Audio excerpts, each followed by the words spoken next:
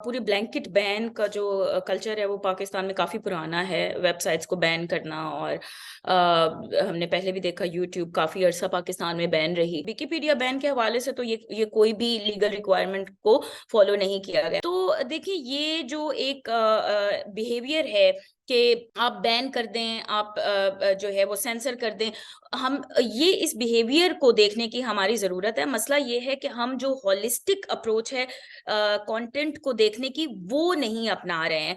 कि मिसाल के तौर पे सेल्फ रेगुलेशन के हवाले से यूजर्स को कितना हम लोग आगाही दे रहे हैं, जजेस को कितनी आगाही है, internet, how internet works, how digital spaces work, digital age में क्या हो रहा है, एडवांसमेंट्स क्या हैं, और पॉलिसी मेकर्स की क्या आगाही है। तो ये तमाम जो कमियां हैं, वो फिर इस तरह के डिसीजंस या इस तरह के डायरेक्टिव्स या इस तरह के जो बड़े अजीब से ऑर्डर्स आ जाते हैं ब्लैंकेट बैन के, वो फिर हमारे सामने आते हैं।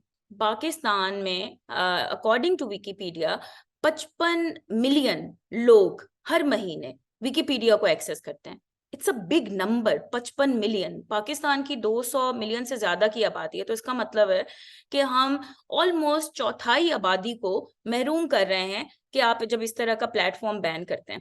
अभी देखें, कल रात को बैन उन्होंने लिफ्ट भी कर दिया, प्राइम मिनिस्टर हाउस से जो खबर आई, और एक कमेटी बनाई गई। तो आपने, इसका मतलब है डिसीजन सही नहीं लिया था, तो आपको फिर लिफ्ट करना पड़ा ना, क्योंकि अब इस दौर में हम इस तरह की चीजें अफोर्ड नहीं कर सकते हैं। आप इस तरह की बैनिंग से क्या एक तो फॉल्स होप दे रहे हैं आबादी को कि हमने बैन कर दिया कंटेंट।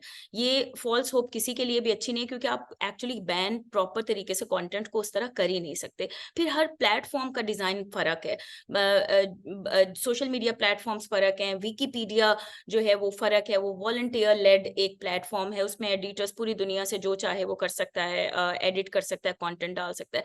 तो आप एक बैनिंग का वो करके लोगों को कह रहे हैं कि जी हमने तो बैन कर दिया। मसला ये है कि आप क्या मैसेज दुनिया को दे रहे हैं। अब बिजनेसेस आर वेरी वरीड। जो स्टेटमेंट आईटी कंपनीज ने और डिफरेंट ग्रुप्स ने कल रिलीज किया, उसमें उन्होंने कहा है कि जो फ्रीलांसर्स हैं, ये according to ministry of IT है, कि जो फ्रीलांसर्स हैं वो जनरेट करते हैं 397 यूएस 397 मिलियन डॉलर्स रेमिटेंस उन्होंने 2021-2022 में पाकिस्तान में भिजवाए। ठीक है, उसके बाद आपकी जो द एक्सपोर्ट जो telecom computers and information services है, वो आपकी 2.6 बिलियन रही 2022 में। ये 2.6 बिलियन डॉलर्स की बात करें। फिर उसके बाद नियरली 400 मिलियन डॉलर्स आपकी रेमिटेंस की मद में जनरेट हुए बाय फ्रीलांसर्स, और 350 मिलियन रेस किया स्टार्टअप्स ने कलेक्टिवली। ये भी डॉलर्स की बात करें तो आपका अगर साइज ऑफ जो आईटी कम्युनिकेशन इंडस्ट्री है, वो आपका 3.5 बिलियन पहुंच रहा है। और ये according to State Bank of Pakistan ये सोर्स है। तो अगर आप इस तरह की चीजें करेंगे, तो आपको क्या लगता है कि लोग क्या इन्वेस्ट करेंगे इस मार्केट में, कि मार्केट उनको सस्टेनेबल लगेगी? क्या हम किस तरह का मैसेज जो है वो ना सिर्फ ये कि हम इन्वेस्टर्स को दे रहे हैं, बल्कि आपके जो अब टेक्नोलॉजी से रिलेटेड लोग हैं, जो इंडस्ट्री पूरी है, जो अब थ्राइव करने की कोशिश कर रही है, उनके लिए भी आप इनेबलिंग एनवायरनमेंट को डिसेबलिंग एनवायरनमेंट बना रहे हैं। तो ये तो सिर्फ फैक्ट्स एंड फिगर्स। अगर इसी को हुकूमत देख ले, इसी को रेगुलेटर देख ले, तो उनको पता लग जाएगा कि there are ways to address these issues instead of harming the entire IT industry. और जो लोग पाकिस्तान में, उनके लिए भी आप डिस्पेयर की एक कैफियत बना रहे हैं इस तरह के माहौल में। और जो बाहर लोग बैठे हैं वो भी कहेंगे कि हमें तो नहीं पता, कि पता नहीं पाकिस्तान में पैसे भेजने से हमें क्या फायदा होगा, कि वहां की तो है ही इतनी शेकी इन्वायरमेंट। तो ये मैसेज बेसिकली जा रहा है, जो इंतहाई मतलब खतरनाक भी है, बट ऑल्सो एक मायूस कुन बात भी है। हमें बड़ी हॉलिस्टिक अप्रोच को अपनाना पड़ेगा।